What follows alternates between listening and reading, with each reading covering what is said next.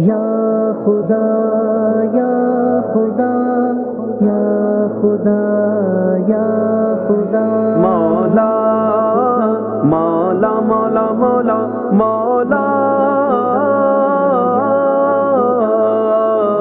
مولا میرے مولا میرے مولا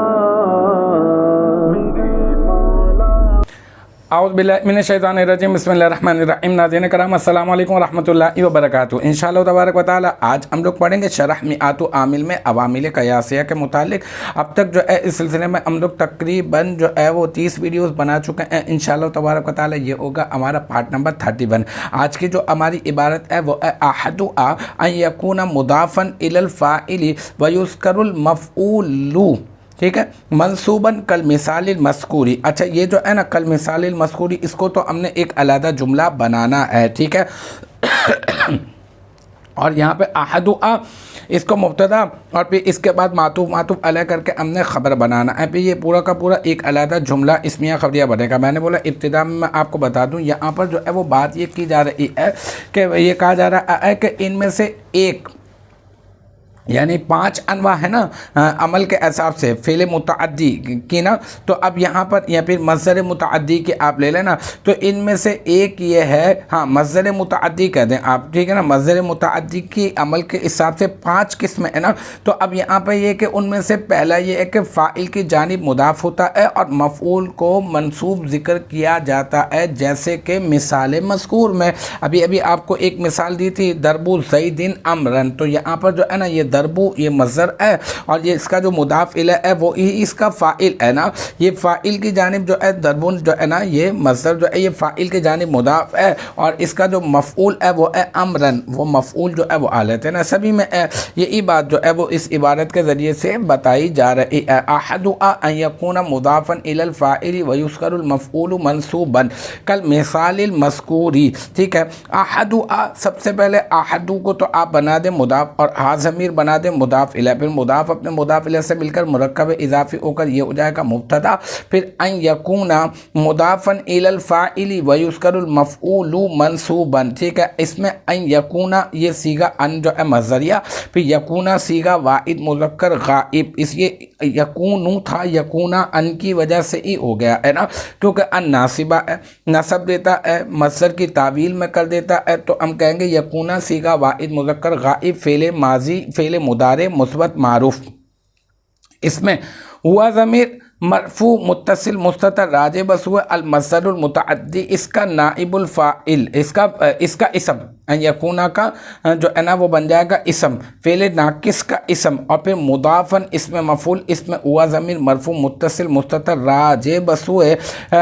یکونا کا اسم، اس کا نائب الفاعل، اور پھر الی حرف جر الفاعلی مجرور جار اپنے مجرور سے مل کر مضافن اس میں مفعول کا ظرف لغو، پھر مضافن اس میں مفعول اپنے ظرف لغو اور نائب الفاعل جو ہم نے پیچھے کی طرف لوٹایا نا، اس نائب الفاعل سے مل کر شبہ جملہ اسمیہ ہو کر بن جائے گا یکونو کی، یکونو جو ہے نا یکونا لے لیں آپ، یکونا فعل ناقص کی خبر، پھر یکونا فعل ناقص اپنے اسم اور اپنے خبر سے مل کر یہ بن جائے گا،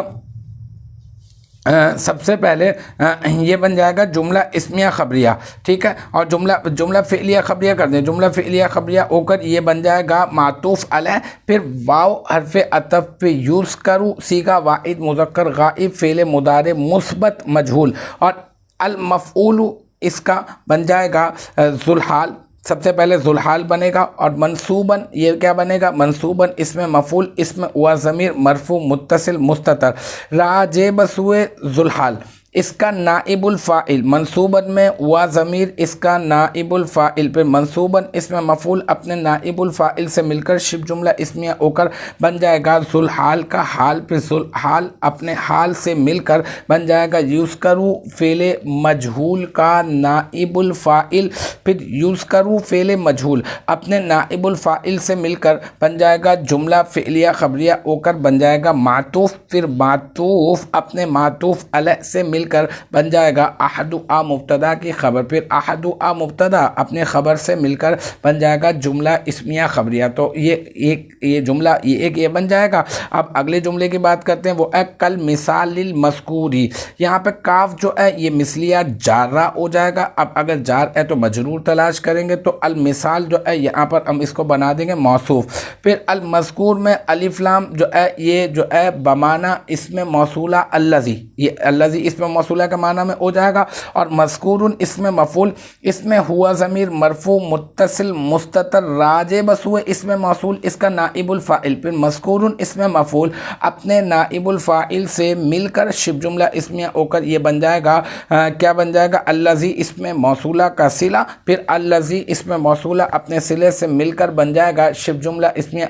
الذی اسم موصولہ اپنے صلے سے مل کر کیا بن جائے گا المثال موصوف کی صفت، پھر المثال موصوف اپنی صفت سے مل کر مرکب توصیفی ہو کر بن جائے گا کاف حرف جر کا مجرور، اور پھر جار اپنے مجرور سے مل کر بن جائے گا ثابتن اسم فاعل کا ظرف مستقر، پھر ثابتن اسم فاعل اس میں ہوا ضمیر مرفوع متصل مستتر راجع بس ہوئے مبتدا محذوف اس کا فاعل، پھر ثابتن اسم فاعل اپنے فاعل اور ظرف مستقر سے مل کر شبہ جملہ اسمیہ ہو کر ھذا مبتدا محذوف کی خبر، اور پھر ھذا مبتدا محذوف اپنی خبر سے مل کر بن جائے گا جملہ اسمیہ خبریہ۔ تو الحمدللہ یہ ہمارا جو ہے عوامل قیاسیہ کے سلسلے میں پارٹ نمبر 31 بھی اپنے اختتام کو پہنچا۔ مجھے امید ہے کہ یہاں تک کی جو بات ہے وہ آپ کی سمجھ میں آ گئی ہوگی انشاءاللہ تبارک و تعالی۔ نیکسٹ ٹائم اگلی ویڈیو اگلی کلاس کے ساتھ ملاقات ہوگی، جب تک آپ اپنا بہت خیال رکھیے گا۔ وآخر دعوانا ان الحمدللہ رب العالمین۔